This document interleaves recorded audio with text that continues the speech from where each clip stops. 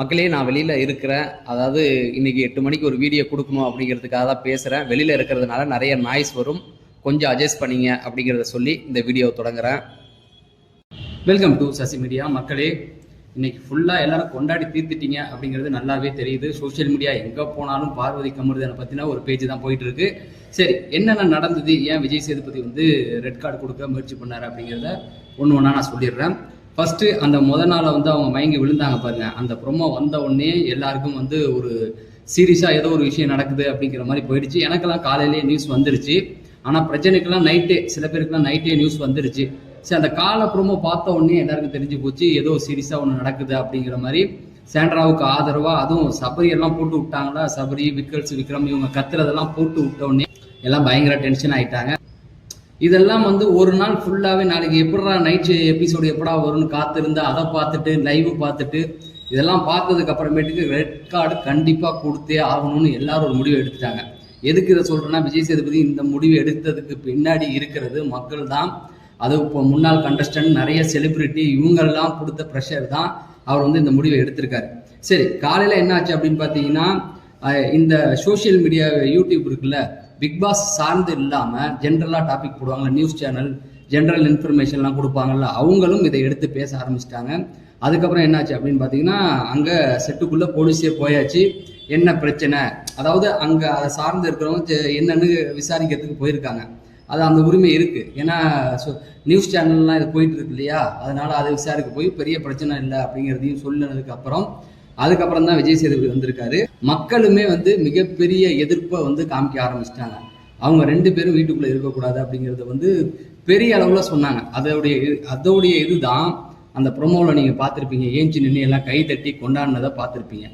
சரி, இவங்கெல்லாம் சொன்னதுக்கு அப்புறமேட்டுக்கு டீம் என்ன முடிவு எடுத்திருக்காங்க அப்படின்னு பார்த்தீங்கன்னா, இல்லை பார்வதி கமருதனுக்கு ரெட் கார்டு கொடுக்கக்கூடாது அப்படிங்கிற ஒரு முடிவில் தான் இருந்திருக்காங்க. ஆனால் விஜய் சேதுபதி ஒத்துக்கல, விடாப்புடியாக நின்று ரெட் கார்டு கண்டிப்பாக கொடுத்து தான் ஆகணும் அப்படிங்கிறதுல ரொம்ப ஸ்ட்ராங்காக நின்றுருக்காரு. எதுக்கு அப்படின்னு பார்த்தீங்கன்னா, சாண்ட்ராவுக்காக கிடையாது, வெளியில் எல்லாருமே இது ஒரு மக்கள் பிரச்சனை மாதிரியே போயிட்டு இருக்கு. இன்னைக்கு ஃபுல்லாக 2 நாளாக எந்த சோஷியல் மீடியாக்குள்ளே பேஜுக்குள்ளே போனாலும் இந்த விஷயத்தை தான் பேச ஆரம்பிச்சிட்டாங்க. அது அவருக்கு தெரிஞ்சு போச்சு. சரி, தமிழ்நாடு ஃபுல்லாக இது ஒரு பெரிய பேசும் பொருளாக ஆயிடுச்சு. இதில் அவங்களை இன்னுமே காப்பாற்றி வச்சிருந்தாலும் இல்லை பெரிய அளவில் ரோஸ்ட் கொடுத்தாலும் மக்கள் அதை ஏற்றுக்க மாட்டாங்க. அப்படிங்கிறதையும் தாண்டி அடுத்த சீசன் பிக் பாஸ் மேலே வச்சிருக்க அந்த ஒரு மதிப்பு போயிடும் அப்படிங்கிறதையும் அவங்க தெரிஞ்சுக்கிட்டாங்க. அதனால தான் என்ன பண்ணாரு அப்படின்னா, கண்டிப்பாக ரெட் கார்டு கொடுக்கணும் அப்படின்னு சொல்லியிருக்காரு. ஆனால் டீம் இல்லை, கொஞ்சம் யோசிச்சு பார்க்கலாம், வெயிட் பண்ணுங்க அப்படிங்கிறத சொன்னாங்க. அதனால தான் இவ்வளோ டைம் எடுத்திருக்கு. அதுக்கப்புறம் விஜய் சேதுபதி கடைசி வரைக்கும் ரெட் கார்டு கொடுத்து தான் ஆகணும் அப்படிங்கிற ஒரு முடிவுக்கு வந்திருக்காரு. அதுக்கப்புறம் தான் டீமும் வேறு ஆப்ஷன் இல்லாமல் கொடுத்துடலாம் அப்படிங்கிற மாதிரி ஒரு முடிவு எடுத்து ரெட் கார்டை கொடுத்துருக்காங்க.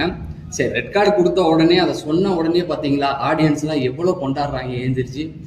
அந்த அளவுக்கு அவங்க கொண்டாடுறாங்கன்னா அது காரணம் அந்த அளவுக்கு மன உளைச்சலுக்கு ஆளாயிருக்காங்க. 2 நாளாக இதே விஷயத்தை பார்த்து பேசி, அதாவது ஜென்ரலாக இருக்கவங்களும் இதை தெரிஞ்சுக்கிறாங்க. பிக் பாஸ் பார்க்காதவங்களும் என்ன நடந்தது, ஏன் இப்படி போகுது அப்படிங்கிற மாதிரி கேட்க ஆரம்பிக்கிறாங்க. அந்த அளவுக்கு எல்லாருக்கும் இந்த விஷயம் போய் சேர்ந்துருக்கு.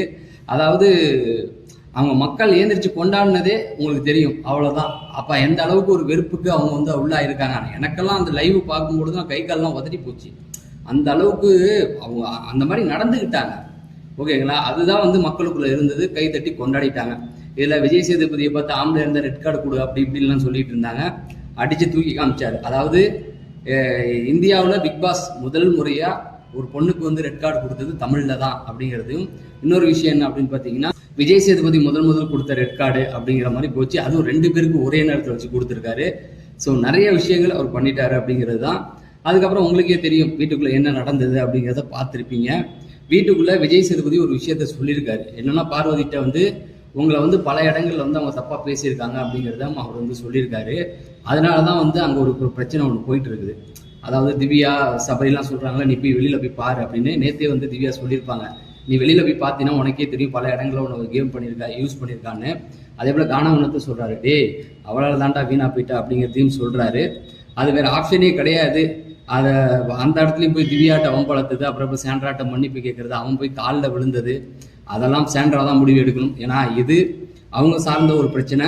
என்னை பொறுத்த வரைக்கும் உண்மையாக மன்னிப்பு கேட்டால் மன்னிக்கலாம் அப்படிங்கிறது தான். அது மன்னிக்கிறாங்களா இல்லையா அப்படிங்கிறத எபிசோடு பார்த்து தெரிஞ்சுக்கலாம். அதுக்கப்புறமேட்டுக்கு அவங்க 2 பேருக்குமே வந்து நம்பிக்கை இல்லை. இன்னைக்கும் வந்து வழக்கம் போல வந்து உருட்டிட்டு தான் போகிறோம், நம்ம சமாளிச்சிடலாம், ஏதாவது சொல்லுவாரு, நம்ம ஏட்டி பூட்டி பண்ணிடலாம் அப்படிங்கிற மாதிரி தான் அவங்க ஒரு முடிவில் இருந்திருக்காங்க.